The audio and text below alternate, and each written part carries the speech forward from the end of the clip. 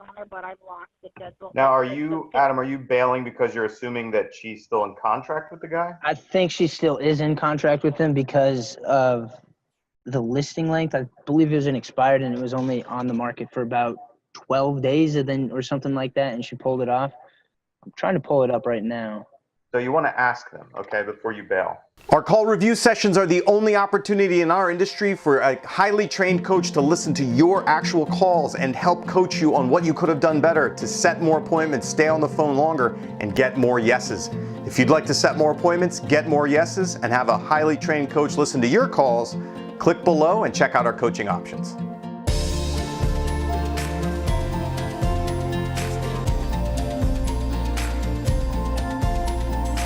Contract.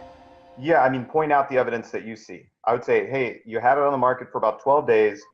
How long did you sign your listing agreement for with that agent, or do you even have a signed listing agreement? Mm-hmm. Just to clarify before, because I hear when you've bailed on the call, right? Yeah. But there's plenty of stuff to work with here if you're allowed to work with it. So I would just be real clear about, are you still in contract with them? Okay, and if she was, then that would fall to your state or local laws or your realtor code of ethics. That should tell you whether or not what you can and can't do. Right. So what are the local, Kane, what's the law there? As far as talking to somebody who's under contract or in an agreement with another agent? Yes. If somebody calls in and they're already signed with another agent, we can fully talk to them. They initiated contact. If your calling expires and cold calling, you have to be a little bit more careful. If they're still talking to you, you're okay. But if they say, hey, no, I don't want to talk to this anymore, and I already have an agent, then yeah, you do have to back off. Okay. So just because they have, so in my state, for instance, if they are in an agreement with an agent, you cannot solicit them. You can't talk to them about the service, about offering the same service that they're already in contract with or with an agent. Okay. So if I went real clear about, are you still in a contract with them? And they said, yes, I have to get off the phone. So Adam, I think that's a question for Kane, whether or not you can continue talking if they still have that listing agreement. Well, you have to ask the question first to know. Mm-hmm. And other than that, you can. Now, does it matter if I'm licensed or not? If you're licensed or not, no, there's a gray area for ISAs. If you like the kind of coaching you're getting here, you want to get more coaching in your business, just click the link below and schedule a call with us. Got it.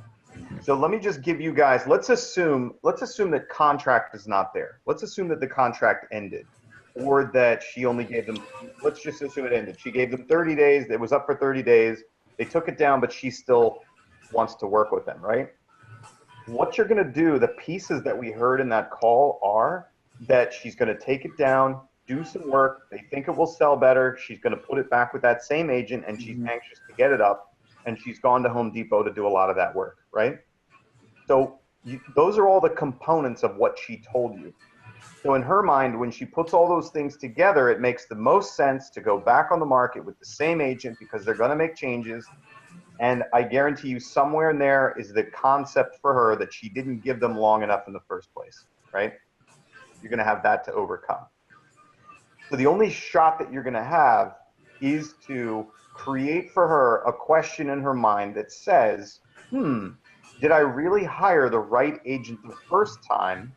And before I commit myself again to this person and go through this process with them, should I look at another option to see if I can actually get the outcome I want this time? Right? That you're going to ask those questions to help her sort of develop that in her head to make it obvious, and then ask her if she would like to do that. Does that make sense, everybody?